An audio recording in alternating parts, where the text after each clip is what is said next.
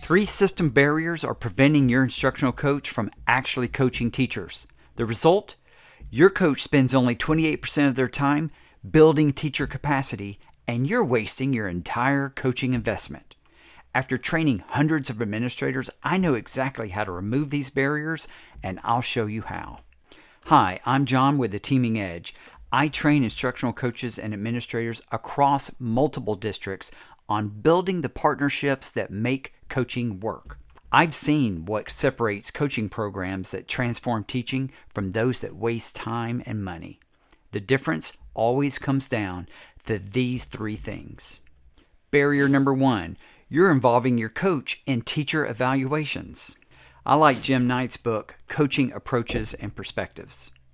Knight's research shows that when administrators ask coaches to hold dual roles of both the administrator and coach, well, teachers become more guarded in conversations. Coaching requires vulnerability and risk-taking, but evaluation creates a power dynamic that makes authentic coaching impossible. And this is a classic of Jim Knight's instructional coaching. And Jim Knight found that people are 4 times more likely to implement what they learn when coaches use a partnership approach rather than a directive approach. But that partnership can exist when coaches also evaluate. So when coaching and evaluation mix, teachers stop taking risks and coaching becomes a compliance exercise. Barrier number 2, you're misusing your coach for administrative tasks. A U.S. Department of Education study of 203 Reading First schools across 5 states documented that coaches spend only 28% of their time actually working with teachers. The rest consumed by meetings, data entry, testing coordination, covering classes, and so on. When coaches aren't coaching teachers, you're wasting your investment and missing the opportunity to build teacher capacity. Barrier number 3, you're not providing the structural supports coaches really need. Digital Promise research involving 163 schools found that when administrators stay actively involved throughout the year, teachers feel less stressed, perceive their coaches as more skilled, and show more improvement in their teaching practices.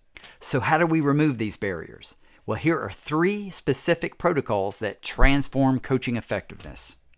First, establish clear confidentiality boundaries with your coach.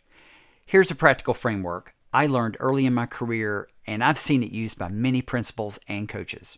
Your coach shares 4 categories of information with you: teacher's name, who's participating in coaching; the time invested, how many hours or coaching cycles; topic of focus, what instructional area they're working on; and task being addressed, what specific skills or strategy is the focus.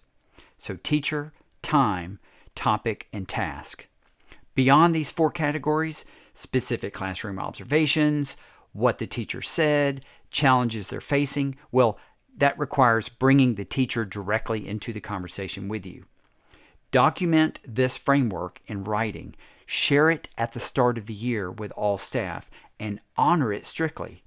This keeps you informed about coaching progress without violating the trust essential for effective coaching. When teachers know exactly what's confidential and what's shared, they engage more authentically in the coaching process.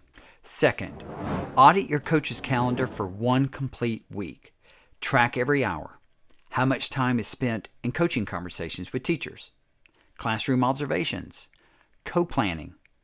If actual coaching work is less than 60% of their time, well, you're wasting your investment. Then sit down with the coach and review Joe Ellen Killian's 10 coaching roles from one of my favorites. It's a classic, Taking the Lead. Taking the Lead, and then a more recent book is Coach Matters. Both of these have all 10 coaching roles, such as resource provider, data coach, curriculum specialist, instructional specialist, classroom supporter, learning facilitator, mentor, school leader, catalyst for change, and learner. And here's Killian's critical insight. Not every coach should do all 10 roles. Based on your school improvement goals, select the 3 to 5 roles that align best with your school priorities. Protect your coach's time to do these roles with excellence. Everything else becomes a distraction from building teacher capacity. Third, establish 3 non-negotiable structures starting this week. Weekly meetings with your coach, not monthly, not when convenient. Dedicated time every single week for relationship building, collaborative goal setting, celebrating effective coaching decisions, and problem-solving challenges together. Here's another non-negotiable, that's professional development funding specifically for your coach. Coaches need deep knowledge of adult learning, and most receive 0 formal training. Coaches come straight out of the classroom as effective teachers, expected to know how to coach teachers. It doesn't work that way. So ask your coach what they need to learn. Allocate PD days and funds specifically for their development, and connect them with coaching professional learning communities. The third non-negotiable is protected reflection time. Build in weekly time for coaches to reflect on their practice, plan their coaching cycles, and engage in inquiry about their effectiveness. Gym 9 emphasizes that the principal's voice is ultimately the most important to teachers, and that coaches must work closely with administrators to be successful. So when you provide these partnership structures, teachers show more improvement in their teaching practices, and coaching becomes more effective. The bottom line, coaching doesn't happen by accident. It requires intentional administrator support. The 3 barriers killing your coaching program are evaluation involvement, misused coach time, and lack of structural supports. The 3 solutions are clear confidentiality boundaries, focused coaching roles aligned with school goals, and weekly partnership structures. Download my free Administrator Coach Partnership Agreement template in the description. It includes confidentiality framework tools, role clarification protocols, and weekly meeting agendas. If you're building a coaching culture that actually transforms teaching, subscribe for research-based strategies. Next video reveals the partnership agreements that make the coach-teacher relationships work. Comment below which barrier is blocking your coach right now.